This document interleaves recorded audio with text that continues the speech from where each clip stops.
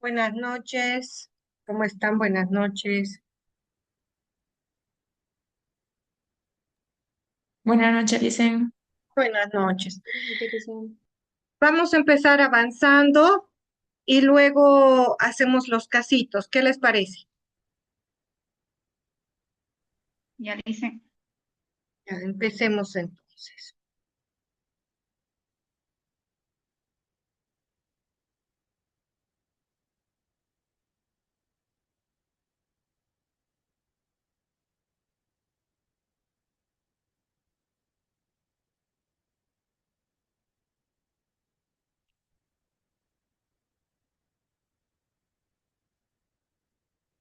Ya. Ahora vamos a seguir hablando del humanismo y en esta oportunidad vamos a hablar de Erich Fromm. Él fue destacado psicoanalista, sociólogo, fisiólogo humanista de origen alemán y es conocido por integrar las teorías del psicoanálisis y las ideas del marxismo, sociología y la existencialismo. Ha desarrollado sus perspectivas únicas de la naturaleza humana y la dinámica de las relaciones. Eh,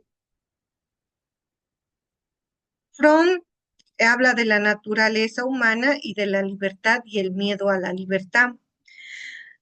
Fromm considera al ser humano como una especie única debido a sus capacidades para ser consciente de sí mismo y su existencia. Entonces, él refiere que eh, las personas tienen conciencia y de poder generar conflictos básicos y buscar las soluciones y la libertad y las necesidades de pertenencia.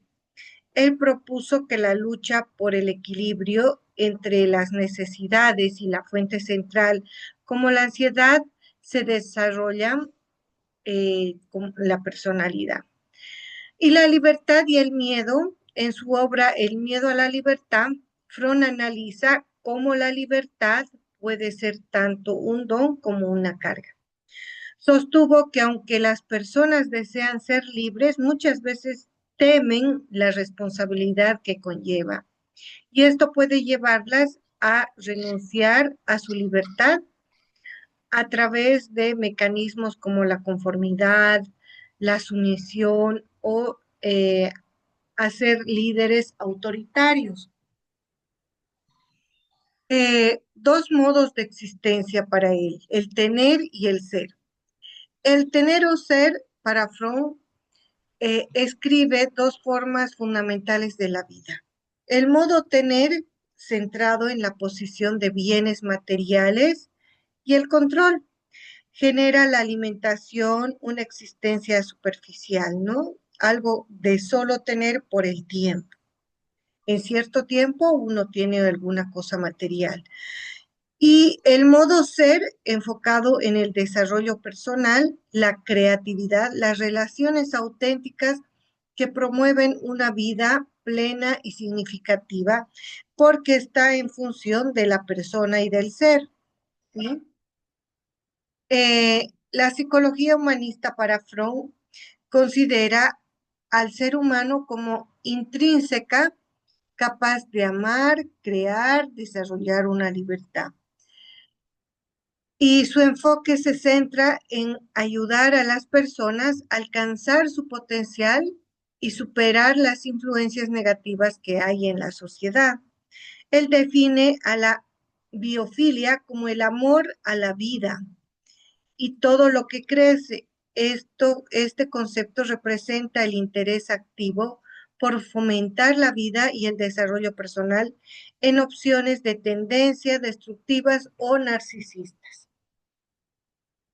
La aplicación del humanismo se puede dar también en la psicoterapia. A través de estas teorías humanistas se puede enfocar al cliente en la terapia o en la logoterapia.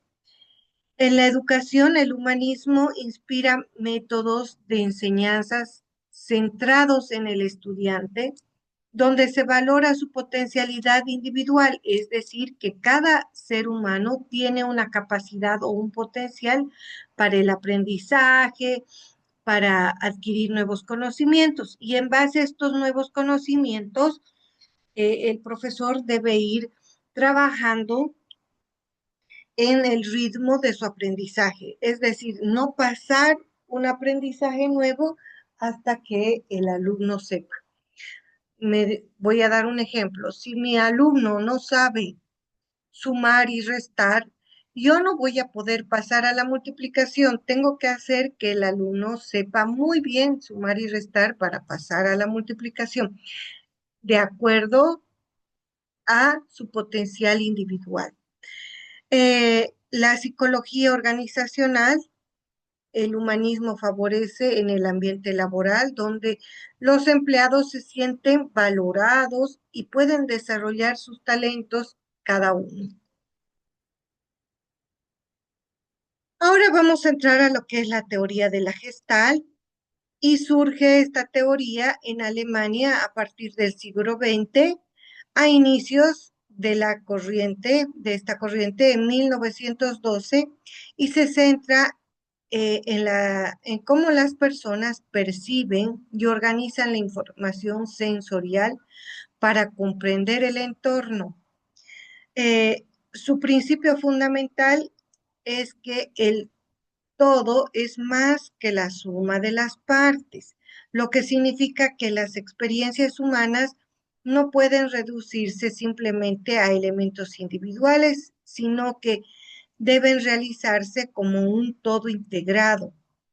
La teoría del aprendizaje de la Gestalt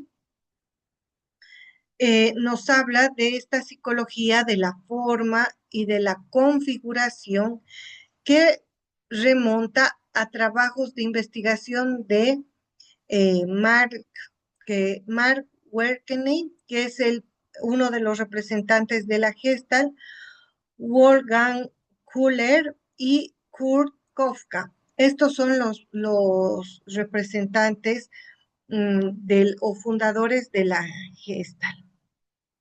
Hablamos de Max Werksteiner, el considerado el principal fundador de la psicología gestáltica, y realizó su experimento sobre la percepción del movimiento que aparece en el fenómeno pi, demostrando cómo el cerebro interpreta los estímulos separados como un todo coherente.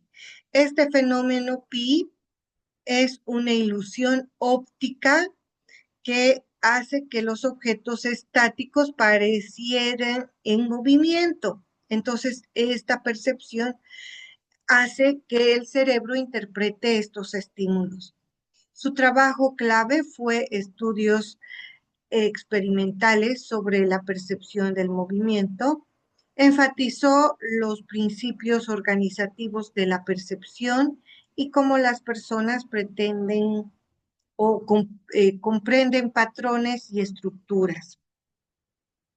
Aquí tenemos un ejemplo. Si ustedes se fijan bien, cómo percibimos estas figuras estáticas, cómo percibimos el fenómeno pi.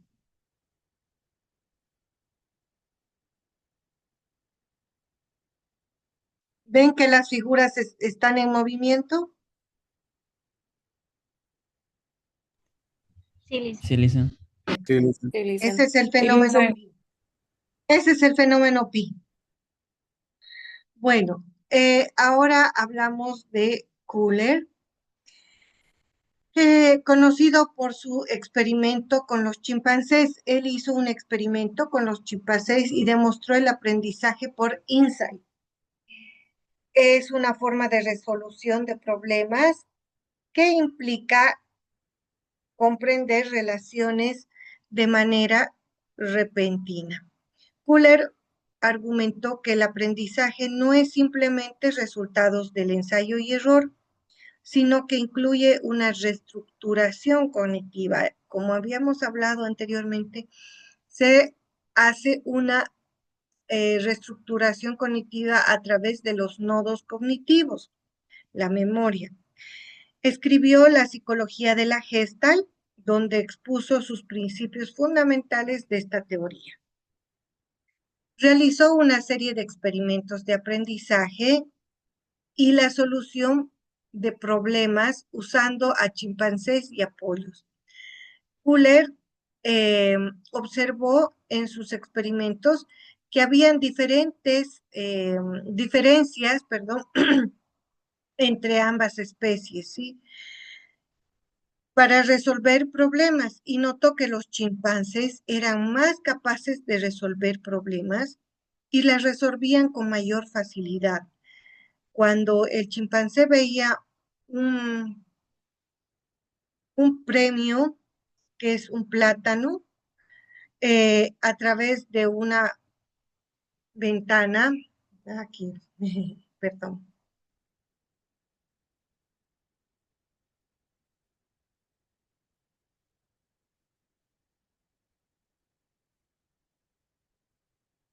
ay,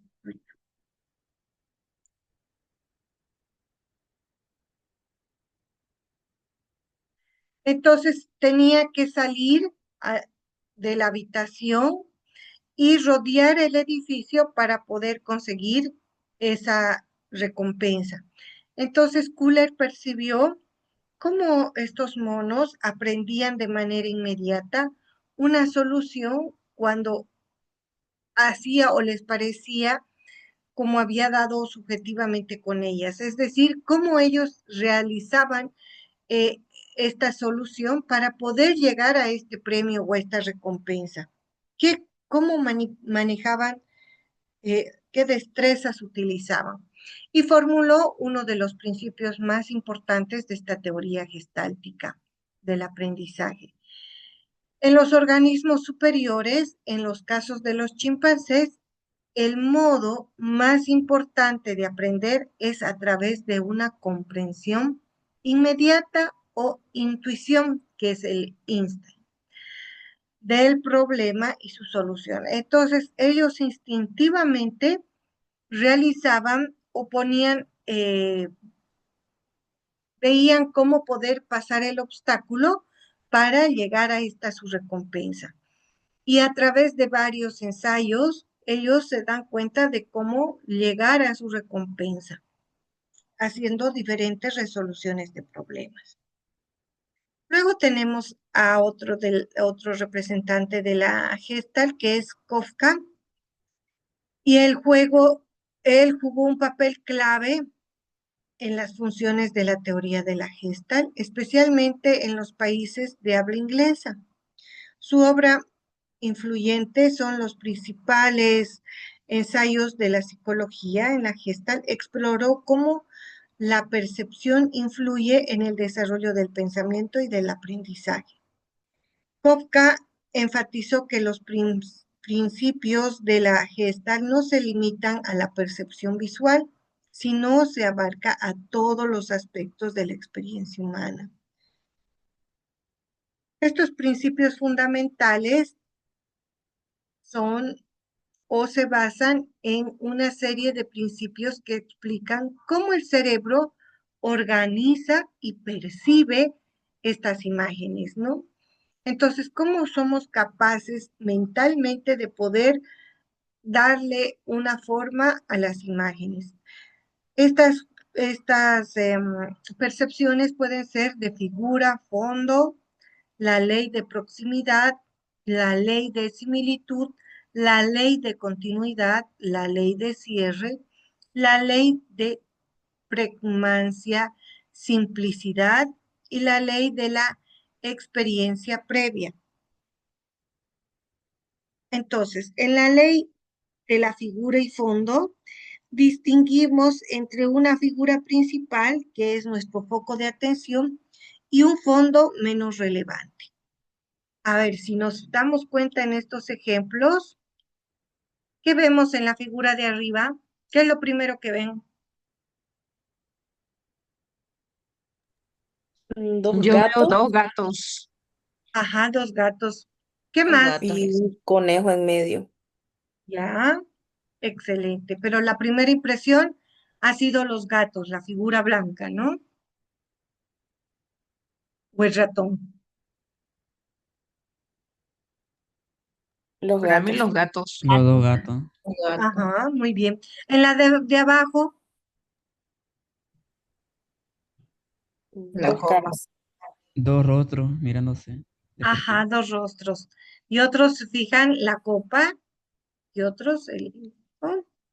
Entonces, esa es figura, fondo. Esa es la representación de figura y fondo. El ser humano tiene esta capacidad de percibir los estímulos como una totalidad. Por eso es que al ver la primera impresión, ustedes ven la totalidad. Después ya van percibiendo o van desglosando en partes específicas.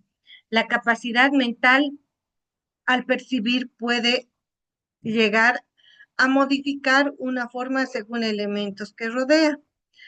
Hay que tener en cuenta el todo para analizar una conducta, ¿sí? Ahora, pueden fijarse en las figuras de abajo.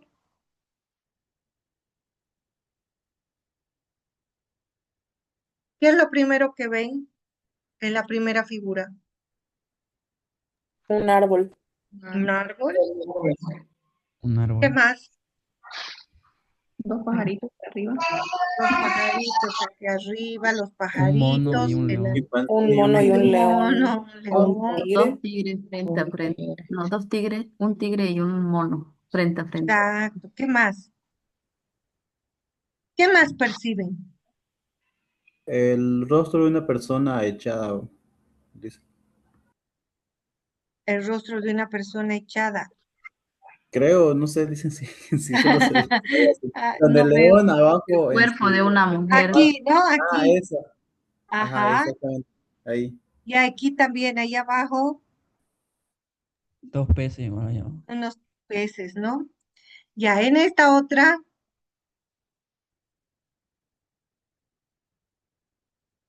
Dos triángulos. dos triángulos. ¿Qué más? Tres círculos. Perdón. Tres círculos. Ajá. Pero cuando lo ven como un todo, ¿qué perciben?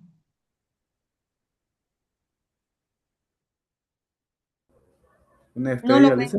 una estrella de, sí, exacto, ¿no? Una estrella. Y esta otra que está al lado ya es igual que la primera, pero se percibe ya al revés los colores, ¿no?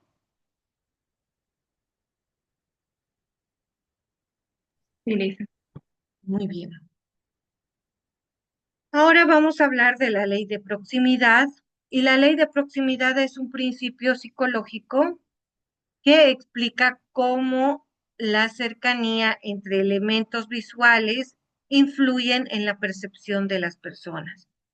La mente tiene o tiende a interpretar como un conjunto de elementos similares que están cercanos entre sí, pueden formar un todo. Esta cercanía de los objetos ayuda a que las personas o puedan establecer una relación entre ellas, ¿no? Por ejemplo, acá hay, por ejemplo, acá.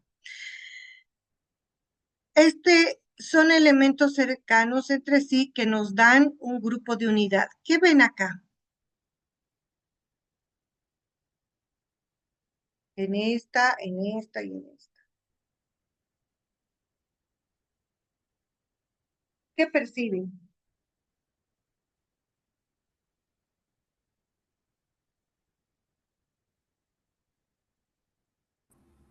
Puede ser los botones de una calculadora, Lisa.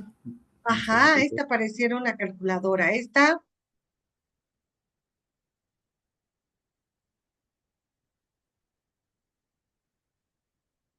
bueno, a estos, la percepción de este dibujo son los cuadraditos rojos, que esta proximidad nos da un todo y podemos percibir y nuestra mente rápido puede captar una figura, ¿no? Acá, por ejemplo, puede captar como una calculadora, y aquí como dos caminos o tres caminos, y acá también, ¿no?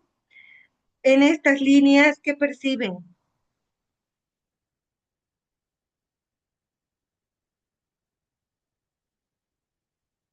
¿Qué se percibe en estas líneas juntas? Un ciervo, Lisa. O Exacto. nada, Ciervo. como le dicen. Ajá. Y en esta otra,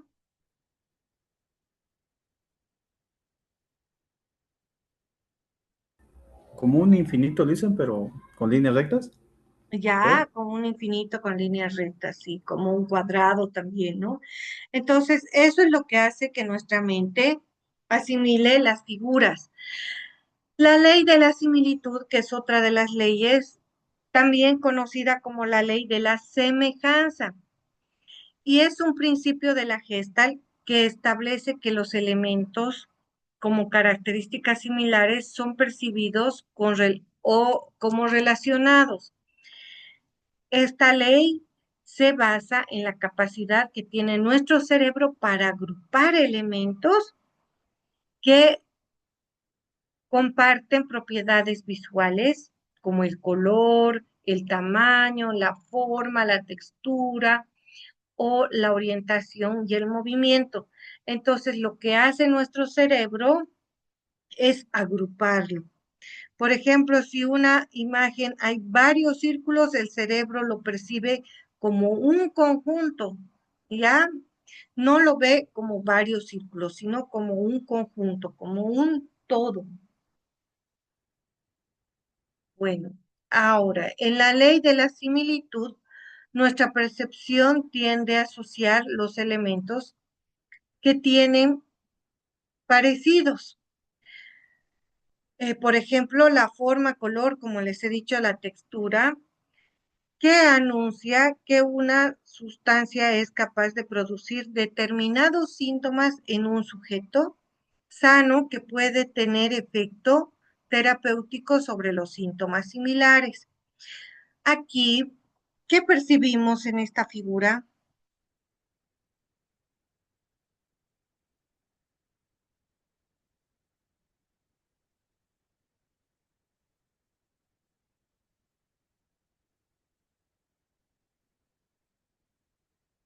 ¿Qué percibimos acá?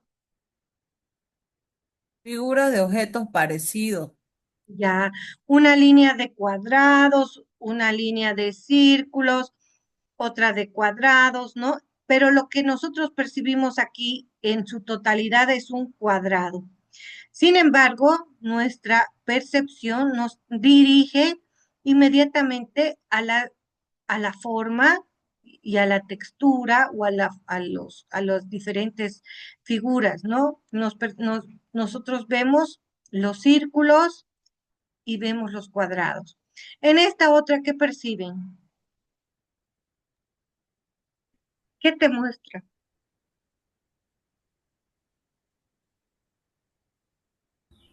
Una cruz, Lisa.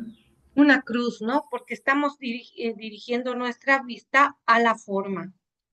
Excelente. La ley de continuidad es un principio de la psicología de la Gestalt que establece que el cerebro humano tiende a percibir líneas y formas continuas en un lugar o discontinuas en fragmentadas.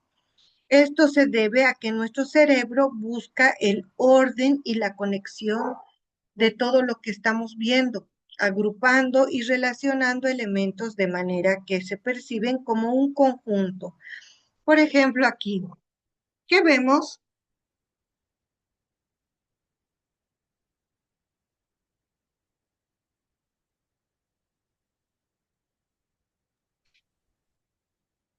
¿Qué son estos, chicos?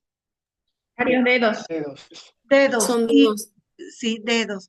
Y esto nos hace percibir a un continuo hasta un infinito y va mostrándonos una figura, ¿no? Continua. Y a pesar que está fragmentada, la seguimos hasta el conjunto final. Acá, ¿qué percibimos con estas líneas o continuos? Como un camino Caminos, ¿no? Este camino y estas pisadas de también es huellas. camino. Ajá, excelente. Bueno, La ley de cierre es la que se basa en la tendencia natural de que la mente ha de reconocer patrones familiares. Cuando le falta información en una imagen, el ojo ignora la información faltante y la llena a los espacios como líneas, colores y patrones para completar una imagen. El cerebro tiende a completar patrones o figuras incompletas para percibir un todo coherente.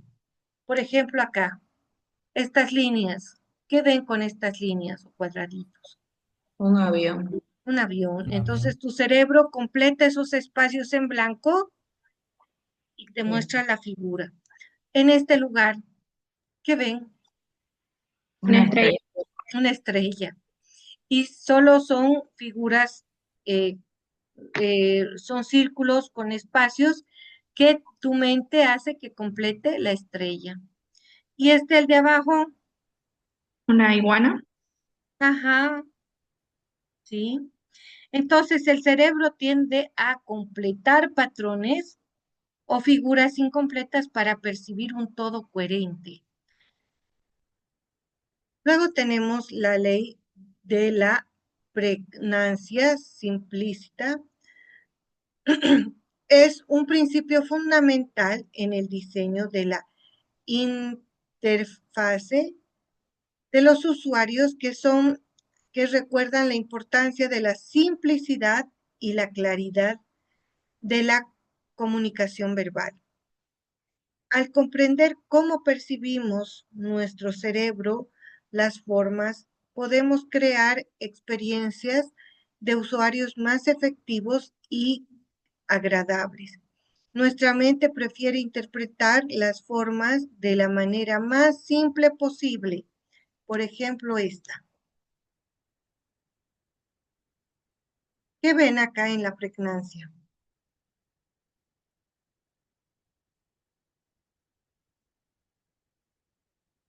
¿Qué vemos aquí, estos circulitos? Sandías que le falta una Pedazo. rodaja. Ajá. ¿Y esa rodaja qué está formando? Una estrella o dos triángulos. Exacto, ¿no? Bueno, acá son figuras pequeñas, pero ya de todas maneras, la pregnancia ya nos da un impacto de las figuras. Acá que ven una manzana mordida, ¿no? Y así nos va dando. A ver, vamos a ver. Aquí la ley de la experiencia previa.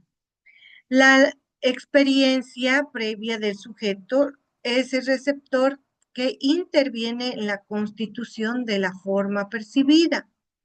Si un patrón tiene dos organizaciones posibles, tiende a prevalecer aquella que tenga un mayor significado para el observador. Esto, como les digo, a través de la experiencia, la percepción se ve influenciada por nuestras experiencias y nuestros conocimientos anteriores. Entonces, ¿qué vemos acá en la primera figura? Una mariposa. Una mariposa, sí, pero también podemos ver una Dos copa, ¿no? caras.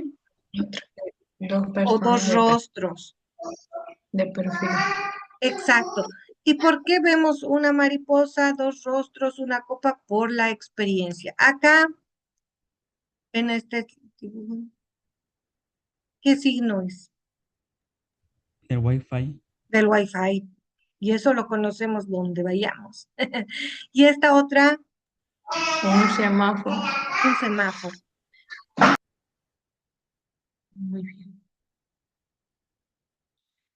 Bueno, el legado de la Gestalt dentro de lo que es la psicología, transformó el estudio de la percepción, la cognición y el aprendizaje como aplicaciones dentro de la psicología, el diseño y otras disciplinas. Los principios de Wernicke, Kuller y Kafka establecieron y siguen siendo fundamentales para comprender cómo las personas organizan, procesan la información de su entorno.